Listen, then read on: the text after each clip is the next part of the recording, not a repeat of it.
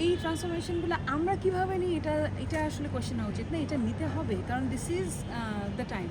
সময়ের চাহিদা, সময় যেটা চাহিদা ওটা আনতে হবে। আমরা নেগেটিভলি নিই না পজিটিভলি নিই এটা ব্যাপার না, কিন্তু এটার সাথে আমাদের অ্যাডপ্ট করতে হবে, অ্যাডপ্ট করে আপনাদের গান প্রেজেন্ট করতে হবে। তো এটা আমি পজিটিভলি নিতে চাই। এখন আমরা আরও বেশি রিচ করতে পারি। আগে সিঙ্গার্সদের আমরা ক্যাসেটে দেখতাম বা ওভাবে দেখা যেত না, এখন আমাদের পারফরমেন্সের সুযোগ আছে, আমাদের মানুষজন দেখতে পাচ্ছে, তো এটা তো আমি পজিটিভ।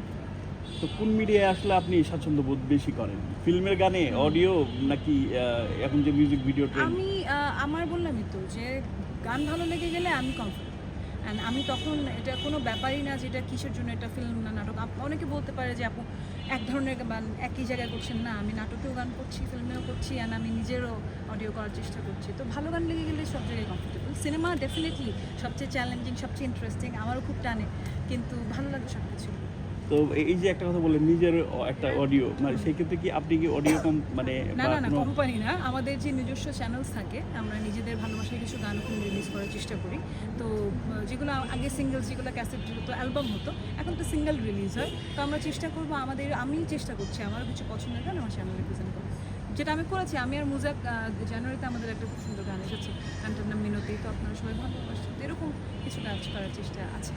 আচ্ছা, তো এখন আসি যেহেতু ঈদ গেল বা আজকে একটা হলো যে রুমি ভাইয়ের সাথে প্রথমবার আপনার একটা পেয়ার হয়েছে, যেটা আমাদেরই গল্পে। পেয়ারটা কেমন, মানে আপনার কি সম্ভাবনা মনে দেখছেন কিনা? এটা আমি বললামই তো যে পেয়ারের কথা যেটা আপনি বললেন, পেয়ার অডিয়েন্স বানায়। তো আমাদের এই গানটা, আমাদের দুজনের ব্লেন্ডটা অডিয়েন্সের ভালো লেগেছে। তো যেহেতু ভালো লেগেছে, অবশ্যই আমরা চেষ্টা করবো আরও ভালো কাজ দুজন দেওয়ার। তো আবার সিরিজের গান এভাবে অ্যাকসেপ্ট হওয়া, এটা বিশাল বিশাল অ্যাচিভমেন্ট আমাদের জন্য। তো আমরা চেষ্টা করবো।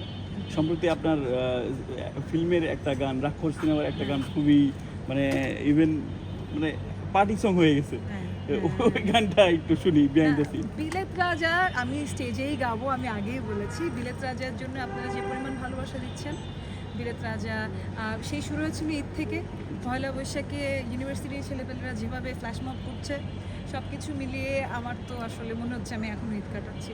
তো thank you for the support. বিলেত রাজা করবো ভেরি সুন, আমার পারফরমেন্স আসবে, এটা থাকুক সিটে। জাস্ট একটা লাইন যদি গাইতে পারেন, দেখেন অনেকেই দাঁড়াইছে। বিলেত রাজাটা আজকে না গাই ভাইয়া, একটা রিকোয়েস্ট। আমি আজকে এটা আমাদের এই গল্পে শেষ হয়েছে, আমি এটা তাদের সম্মানার্থে আজকে আমি এটা আমি না গাই, কথা বললাম।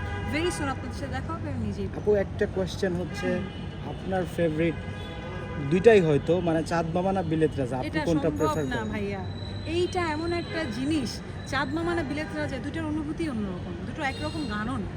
তো আমি কখনো, আপনি পারবেন আপনার বাচ্চাদের মধ্যে সিলেক্ট করতে কোন বাচ্চাটা পছন্দ, তো আমি এটা পারি না। দর্শকদের ধন্যবাদ বলে দেন। দর্শকদের অনেক অনেক ধন্যবাদ। এটা আমার চাঁদ মামা হোক, বিলেত রাজা হোক, অথবা এটা আমাদেরই গল্প হোক, আপনারা যে প্রতিটা গান যেভাবে সাদরে গ্রহণ করছেন, ভালোবাসছেন, আপনাদের জন্যই কাজ করছি। আপনাদের দোয়ায় আরও ভালো কাজ করে যেতে চাই, সাথে থাকুন।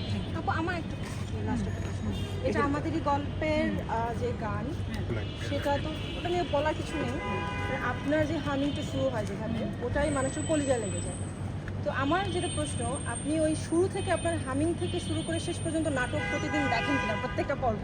আমিও তো খুবই এক্সাইটেড। আমিও মানে ওই হামিং থেকে শুরু করে হয়তো বা মানে নিজের ভয়েস বারবার, আমি নিজের গান নিজের ওভাবে শুনি না আসলে, মানে গানে অনেকবার শোনা হয়। আমি মানুষের গান শোনা পছন্দ করি,